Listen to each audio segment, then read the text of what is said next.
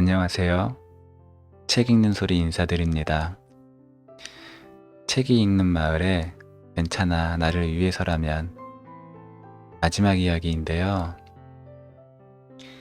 이 책에 읽어드리고 싶어서 표시해 놓은 부분들이 아직 많은데 다 읽어드릴 수가 없어서 아쉬울 뿐입니다.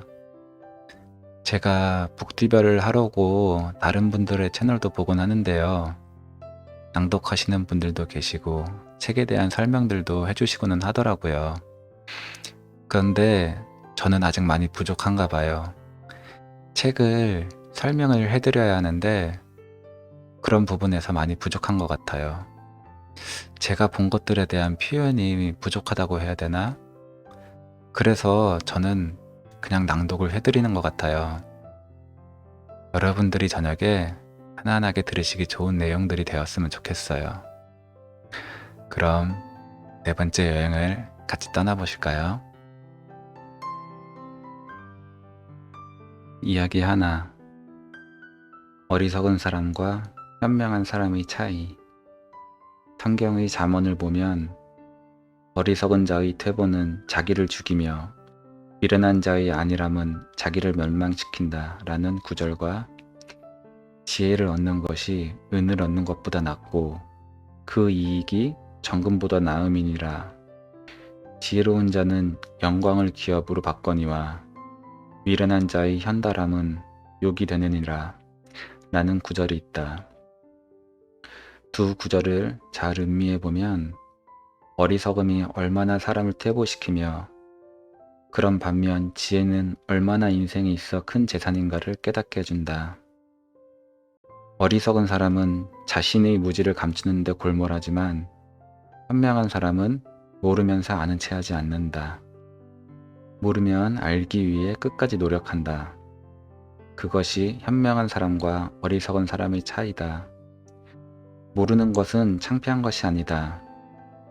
오히려 모르면서 아는 체 하다 들통나는 것이 더 곤혹스러운 일이다. 영국의 문필가인 버튼 여사는 사람을 네 가지 유형으로 분류하고 다음과 같이 역설하였다. 무식하면서 무식함을 모르는 사람은 바보니까 그를 피하고, 무식하면서 무식함을 아는 자는 그저 단순하니 그를 가르쳐라. 또 유식하면서 유식함을 모르는 자는 잠을 자고 있으니 그를 깨우라. 끝으로 유식하면서 유식함을 아는 자야말로 현명한 자니 그를 따르는 것이 마땅하다. 옛말에 목소리는 크고 볼 일이다. 아니다 싶어도 끝까지 우기면 통한다는 말이 있다. 사람이 무지하면 자꾸 억지를 쓰기 때문에 그만큼 목청만 높아지는 것이다. 무식과 무지는 엄연히 다르다. 무식한 사람은 단지 배우지 못했을 뿐이요. 무지한 사람은 배워도 그 뜻을 깨우치지 못하는 사람이니 이보다 더 어리석을 수는 없다. 실수를 했을 때 깨끗이 승복하고 자신이 실수를 인정하는 것도 하나의 지혜다. 서양 금언에 보면 현명한 사람은 어리석은 사람한테서도 배울 것이 있지만 어리석은 사람은 지혜로운 사람한테서도 배울 것을 취하지 못한다는 말이 있다. 물론 사람은 자신의 실수나 무지를 쉽게 인정하지 못하는 습성이 있다.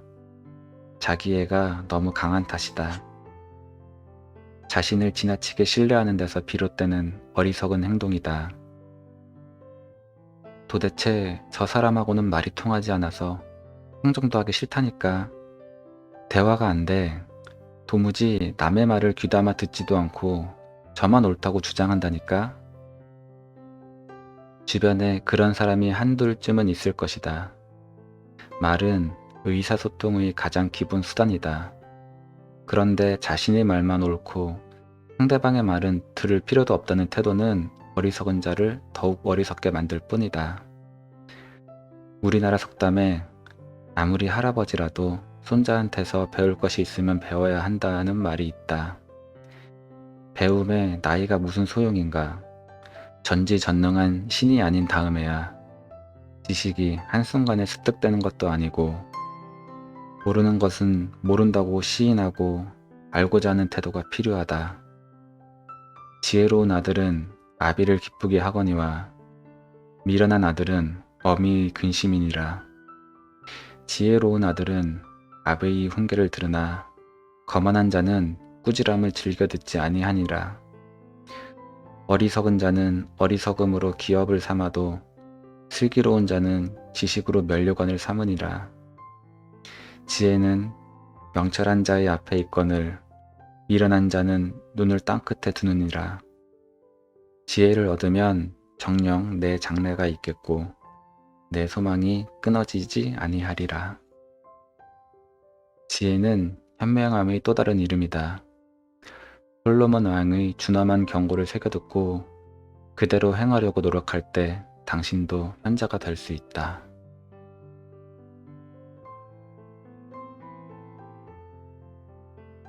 이야기 둘. 상대의 길을 살려주어라.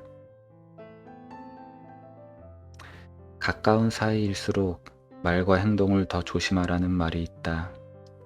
아무리 허물없는 사이라고 해도 상대의 조심성 없는 말에 상처를 입을 수 있기 때문이다. 사람과 사람이 만나 오랜 친구가 되려면 서로 많은 노력을 기울여야 한다. 상대의 인격을 존중해주고 개성을 인정해주며 자신과 의견이 다르더라도 흔쾌히 받아들이는 등 서로의 희생이 필요한 일이다. 또 상대의 이야기가 재미없거나 자신의 취향과 맞지 않더라도 참고 들어주는 태도는 상대에게 호감을 불러일으킨다. 저 친구는 정말 괜찮은 사람이야. 내가 벌써 10년을 사귀었지만 한결같아. 남의 말을 자르고 들어오는 법도 없고 내가 무슨 얘기를 해도 항상 귀 기울여주지. 그리고 생색을 내거나 자기 의견만 내세우지도 않아. 그 사람인들 왜 자기 의견이 없을 것이며 털어놓고 싶은 고민이 없겠는가. 친구의 이야기가 시시하고 이치에 맞지 않아 이건 아닌데 하는 순간이 왜 없었겠는가. 그래도 참고 들어주며 스스로 판단할 수 있도록 기회를 주는 것이다. 말수가 적은 사람 주변에 사람이 많이 몰리는 것도 그와 비슷한 이유에서일 것이다. 인간의 속성은 본래 남의 말을 듣는 것보다 하는 것을 더 좋아한다. 자기를 죽이고 상대방의 길을 살려주어 서로 간의 신뢰를 쌓는 것도 인격 수양의 한 방법이다. 성격이 급하고 다혈질인 사람은 때때로 지나친 농담을 해서 친구를 잃는 경우가 있다. 자신은 별 생각 없이 한 말이었지만 그 말로 인해 상대는 굉장히 당혹스럽고 불쾌해질 수 있다. 무심코 하는 말과 행동이 어떤 결과를 초래할 것인가를 한번 생각하고 말을 한다면 아마 말 때문에 시시비비를 가리는 일은 훨씬 줄어들지도 모르겠다. 남의 기분을 헤아리거나 존중하지 않는 사람은 대부분 자기 중심적인 성향이 짙다. 좌중의 화제는 자기가 이끌어가야 하며 잠시라도 남이 하는 말을 듣고 있지를 못한다. 무슨 결정이든 자기 편한 대로 내려야 하며 자기의 생각이 거절당하는 것을 견디지 못한다. 그런 사람들은 악의가 있다기보다는 섬세함이 부족하다고 이해하는 편이 좋다. 남을 기쁘게 하거나 사소한 배려에 서툴며 아예 생각조차 미치지 못하는 것이다. 자제력이나 분별력을 지니지 못한 사람들은 늘 문제를 일으키고 사람들과 화합하지 못한다. 그래서 아무리 능력이 있어도 성공과는 반대편의 길을 걷게 된다. 반대로 능력은 조금 떨어지더라도 자신을 제어하고 참을성 있게 맡은 일에 최선을 다하는 사람들은 언젠가는 성공의 길로 들어서게 된다. 이렇게 인생에서 성공을 거둔 사람들 중에는 안타깝게도 능력은 있지만 타고난 기질 때문에 자꾸 실패만 하는 사람도 있고, 능력은 다소 떨어져도 인간관계의 소중함을 깨닫고 한 사람 한 사람에게 진심 어린 마음으로 대하고 자기 일에도 최선을 다해 성공을 일궈낸 사람도 있다. 모두 자기 하기 나름인 것이다. 어려서부터 예의범절이 몸에 밴 사람은 인간관계에서도 윤활유 역할을 한다. 저 친구를 만나면 왠지 기분이 좋아져. 함께 얘기를 나누다 보면 내가 무얼 걱정하고 있었는지 잊을 정도로 기분이 상쾌해진다니까? 아주 묘한 매력을 갖고 있는 친구야. 그 애한테서 배울 점이 많다고 생각해요. 항상 대화를 나누고 나면 마음이 정리가 되고 같은 또래인데 어떻게 저런 생각을 하고 있을까 놀랄 때가 많아요. 그 이유가 뭘까 생각해 봤는데 바로 가정교육이 힘이구나 싶어 부러울 때가 많아요. 누구든지 이런 사람이 되기를 원할 것이다. 이렇게 밝고 따뜻하며 진실이 배어나는 사람은 곁에 있기만 해도 좋은 느낌을 전해주는 힘이 있다. 프랑스의 작가 라모슈 푸코는 겉으로 그럴듯하게 보이는 욕망이야말로 행동을 자연스럽게 하는데 방해가 되는 요인이다 라고 말했다.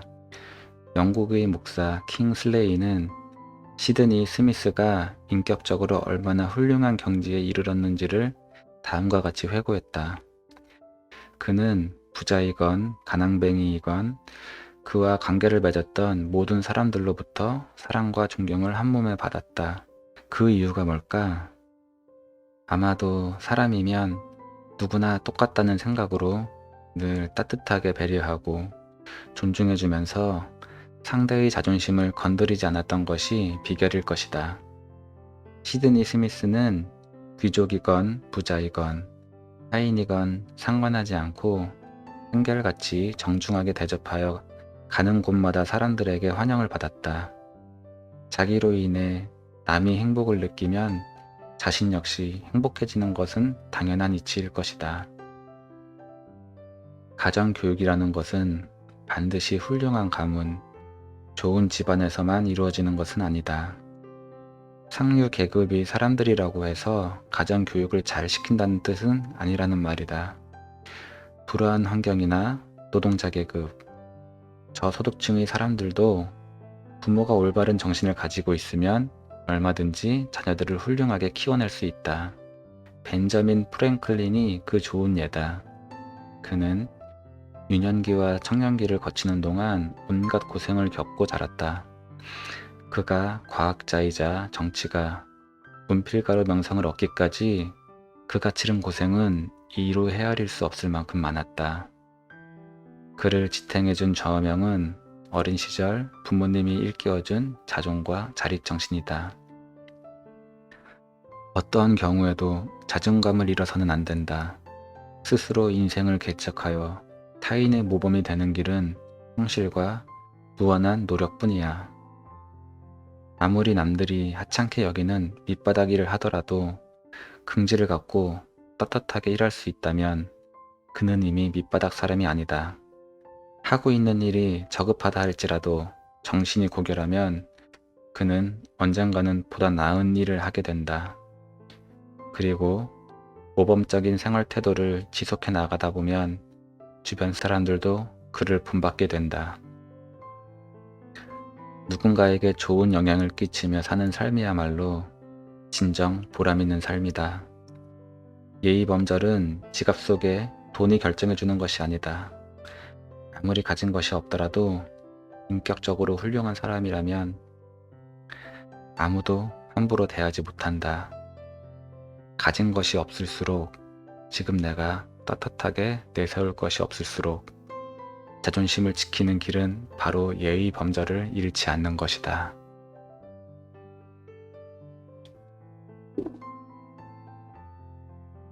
여러분, 사람과 사람의 관계가 왜 이렇게 힘들어졌을까요? 어떻게 보면 나를 생각하는 마음의 욕심이 과해지면서 사람을 상대하는 게 더 힘들어지지 않았나 생각을 해봅니다. 아무리 잘나고 똑똑한 사람도 자기애가 가득하여 욕심을 부리면 인정받지 못하는 것과 같은 것 같아요. 새해에는 조금 더 지혜롭고 누군가에게 좋은 영향을 끼치는 사람이 되기 위해서 노력해야겠어요. 그런 날들을 기약하며 저 책 읽는 소리 이만 물러나겠습니다. 여러분, 평안한 저녁 시간 되세요.